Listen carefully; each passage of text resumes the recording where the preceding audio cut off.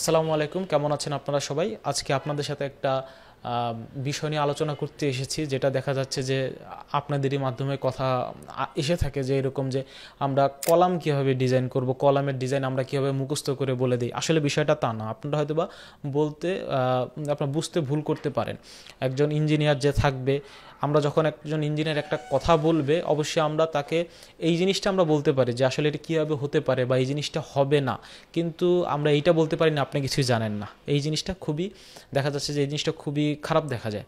তো বিষয়টা হলো কি, কলাম ডিজাইনের ক্ষেত্রে আমরা যখন কলাম ডিজাইন করব, আমরা কিন্তু বলেছিলাম যে 1 2 3 তলার জন্য সাইডের কলামগুলো 12 ইঞ্চি বাই 12 ইঞ্চি এরকম দিলেও হয়। সেক্ষেত্রে সিঁড়ি বা মাঝখানে যে বিল্ডিংয়ের মাঝখানে লোড একটু বেশি পড়ে, সিঁড়ির ক্ষেত্রে লোড একটু বেশি পড়ে, সেক্ষেত্রে কলামের সাইজগুলো ডাইমেনশন একটু বড় হতে পারে।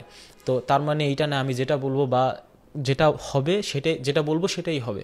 বিষয়টা আসলে সেরকম না। কারণ কি, এটা কি একটা সাধারণ ধারণা দেওয়ার জন্য যে 1 2 3 তলা বাড়ির জন্য সাধারণভাবে এত ইঞ্চি বাই এত ইঞ্চি কলাম লাগতে পারে, কিন্তু বিষয়টা আমাদের কিন্তু অনেক কিছু বিবেচনা করে দেখতে হয়। যে একটা বিল্ডিং, যে আমি 3 তলা বিল্ডিংটা করতেছি, কিন্তু সেই বিল্ডিংটা ঠিক কত ফিট বা কতটুকু জায়গার মধ্যে হচ্ছে, সেই বিল্ডিং করতে কি পরিমাণ লোড আসতে পারে সেই মাটির উপরে, সেই আমি কলামটা কত মোটা দিলে বা বিমটা আমার কত মোটা দিলে সেটা আমার মাটি অ্যাবজর্ব করতে পারবে কিনা সেই লোডটা, অনেক কিছু ডিপেন্ডের উপর। তারপর দেখা যাচ্ছে যে আমাদের রিবার বা রেইনফোর্সমেন্ট সেটা বেশি ব্যবহার করলে আমাদের কলামের বিমের ডায়ামিটার বা ডাইমেনশন চেঞ্জ হয়ে যেতে পারে। অনেক কিছুর উপর ডিপেন্ড করে কিন্তু কলাম এবং বিমের ডিজাইন করা হয়ে থাকে।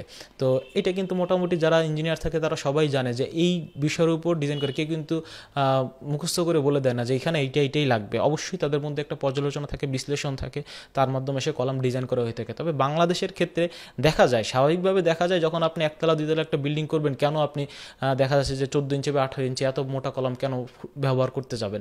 সেক্ষেত্রে কী হয়, বাংলাদেশের মাটি এমন তো না যে ঢাকার এক জায়গার মাটি এরকম, ঠিক এক এলাকা পর চেঞ্জ হয়ে যাওয়ার পর আরেক মাটি খুবই খারাপ হয়ে যায়। বিষয়টা আসলে এরকম না।